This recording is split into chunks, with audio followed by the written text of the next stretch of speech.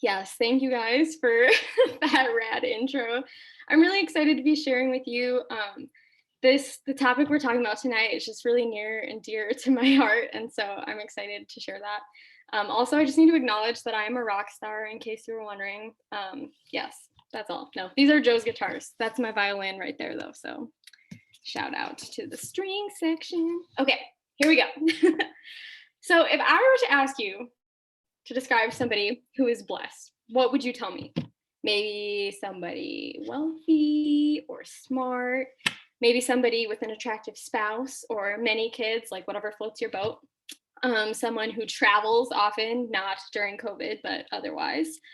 Maybe somebody with a lot of influence or platform today, right? So I recently pulled up Instagram and like literally searched the tag blessed. And it was fascinating what I saw. There were like a lot of selfies. There were some baby bumps, vacations, there were puppies. And honestly, as I like looked at that, I had a smile on my face and was like, yeah, these do look like blessings to me. And I think they are. And yet, as I think about like Jesus and his teaching, and even when I think about what we're going to read tonight, when Jesus sits down on the mountain to teach the crowds about his kingdom and his ways, he takes things in a completely different direction. I think our culture wants to be comfortable and happy, and we want to be liked. But ultimately, Jesus says that the blessed people are those who follow him even in the inconvenient and painful ways. And so tonight we're going to read part of Matthew 5. So if you guys have a Bible or your phone or whatever, like pull it up because we're going to be reading a lot and I want you to be able to follow along with me. And we're going to start in this section called the Beatitudes. And don't get like freaked out by that. Beatitudes is just a name given for these phrases that Jesus says. And it just comes from the Latin word beatus, which means blessed. And you're going to find out in just a second why they're called blessed because he says it over and over again. Okay, so open up to Matthew 5. We're starting right in verse 1. So, seeing the crowds, he went up on the mountain, he being Jesus. And when he sat down, his disciples came to him. And he opened his mouth and taught them, saying, Blessed are the poor in spirit, for theirs is the kingdom of heaven. Blessed are those who mourn, for they shall be comforted. Blessed are the meek, for they shall inherit the earth. Blessed are those who hunger and thirst for righteousness, for they shall be satisfied. Blessed are the merciful, for they shall receive mercy. Blessed are the pure in heart, for they shall see God. Blessed are the peacemakers, for they shall be called sons of God. Blessed are those who are persecuted for righteousness' sake, for theirs is the kingdom of heaven. And blessed are you when others revile you and persecute you and utter all kinds of evil against you falsely on my account. Rejoice and be glad, for your reward is great in heaven, for so they persecuted the prophets who were before you. Okay, so we just read that. Not hashtag blessed according to Instagram, right? Like that, especially when you end with like persecution, that's heavy stuff. And so I think it has to give us pause of like, so what does blessed even mean? How Jesus is using it. So in the Bible, there are two words that are both translated to like English as blessed, but they have different meanings. So one kind of has the connotation of like giving a blessing. So you could say like, Lord, bless the children. That's like one way. But the way that it's used in this verse by Jesus has the meaning of like an existing state of happiness or good fortune. So when Jesus uses blessed to describe different people in these Beatitudes, he's describing a blessed state that already exists for those people, which is kind of crazy given that those he calls blessed seem to be those who suffer. Like this list is not like an affirming, exciting list to our standards, right? So, for example, Jesus is saying that the meek are blessed already, even while weak and oppressed. And the second part of that statement, that they will inherit the earth, is meant to affirm that they look to a future that allows them to rejoice now. So they aren't only blessed when they inherit the earth one day, but they're called blessed today in the midst of the gritty circumstances of life. So again, pretty different than hashtag blessed. So I want us to unpack the Beatitudes a bit more. And a lot of the background info I'm going to give you guys today comes from this amazing book called Jesus Through Middle Eastern Eyes. Highly recommend it. It's great for understanding the Gospels and who Jesus is. But after we look at the Beatitudes, we're also going to read a few more verses on being salt and light. So just to preview that. But let's start with verse 3, where the first Beatitude is. So it says, Blessed are the poor in spirit, for theirs is the kingdom of heaven. So we have to ask, like, what does it mean to be poor in spirit? And so, drawing from Old Testament passages, to be poor in spirit refers to those who are humble, pious, and seeking God. Really, it's somebody who recognizes that they desperately need God.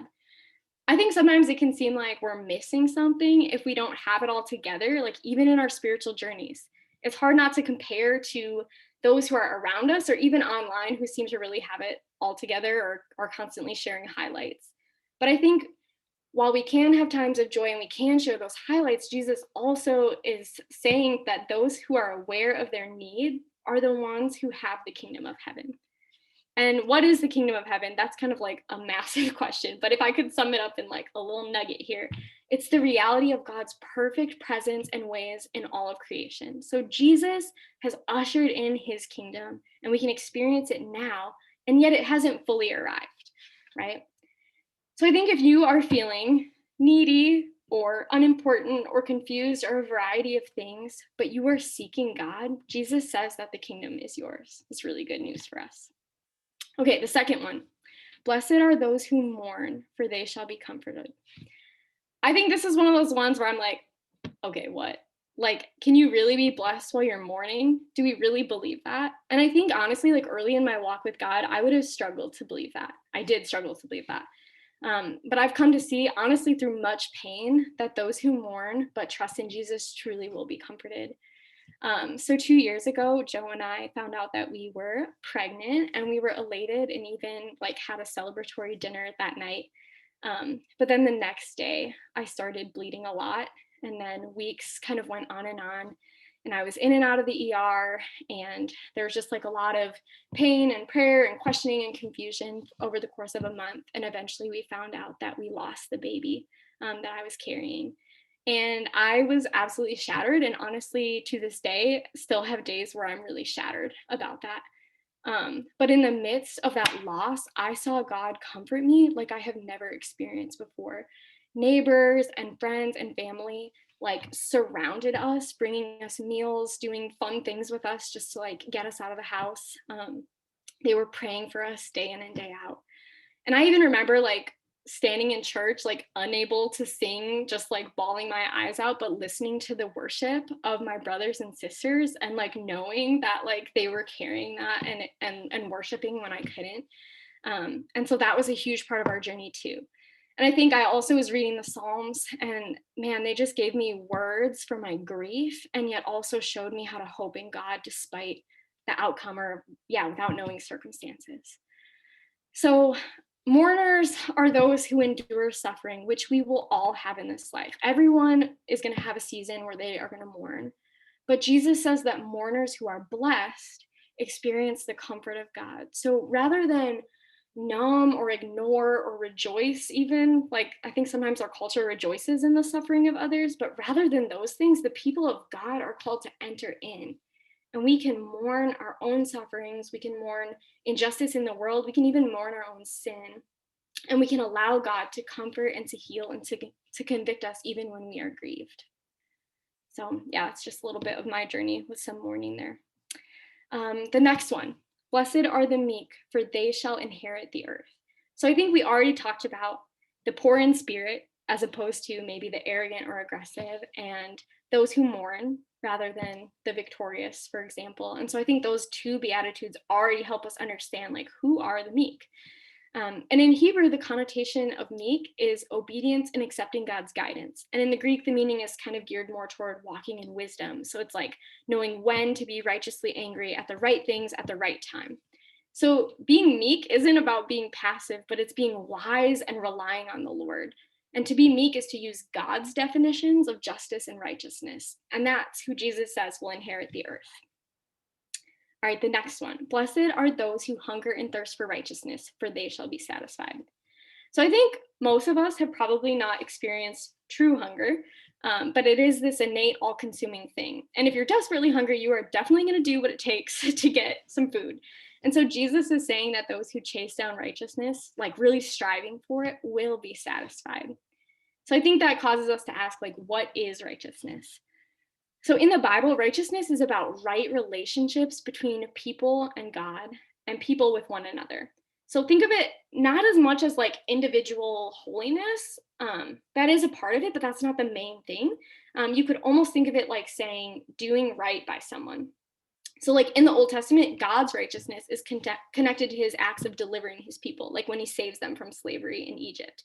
So, God had made a covenant with his people, and delivering them, saving them, was consistent with doing right by his relationship.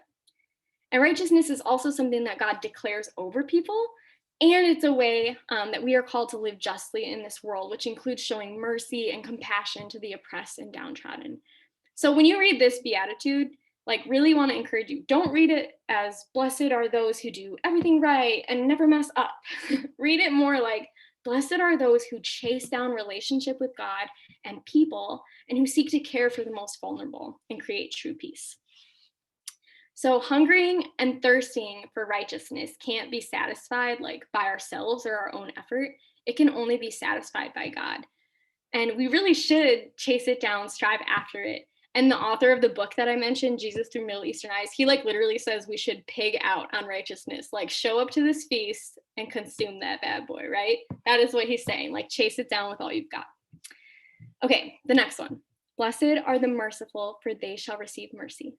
So to be merciful is to respond to the needs of others with compassion and action. And honestly, mercy in the Bible is actually a lot related to forgiveness. Like if you think of the Lord's Prayer, it says, forgive us our debts as we forgive our debtors, right? Like they go hand in hand. And so extending mercy is about how we receive that and how we give that. And scripture says that the merciful receive mercy from God. And so even if others in our lives don't return mercy to us, which a lot of people will not, God can and will. And that causes me to dwell on the question, like, who in my life deserves mercy or forgiveness, whether I receive it from them or not? And I would pose the same question to you, like, who in your life is God calling you to extend some mercy to? All right, the next one. Blessed are the pure in heart, for they shall see God.